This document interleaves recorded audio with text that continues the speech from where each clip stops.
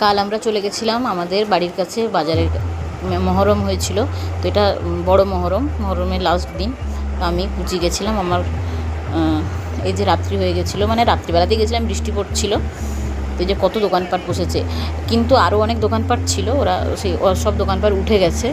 আসলে পরশু দিন এখানে ফুল গামরা হয়, তো ফুল গামরা হওয়ার পরে উঠে গেছে। এই যে ঠাকুরের কাছে আগে প্রণাম করে নিলাম, আল্লাহর কাছে। তো আল্লাহ ঠাকুর সবই তো একই, ওনার কাছে প্রণাম করলাম। এই যে একটা মহরম ছিল, দেখলাম আরও মহরমরা সব রাত্রিবেলা এসে ওরা দারুয়া চলে গেছে।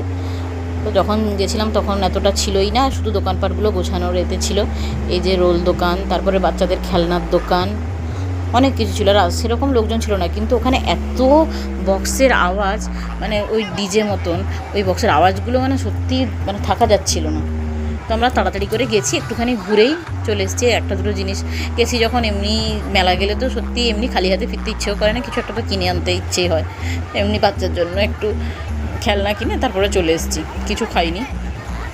আর খাওয়ার মতো নেও ছিল না, রাত্রিবেলা 10টার দিকে গেছিলাম বললাম। তো এই যে রাস্তাঘাটে তেমন লোক নেই, এখানে পুলিশ বসে আছে। আসলে ওরা প্রোটেকশন দেওয়ার জন্যই এসেছে। আসলে এইসব অনুষ্ঠানে তো একটু দাঙ্গা হাঙ্গামা হয়, ওই জন্য।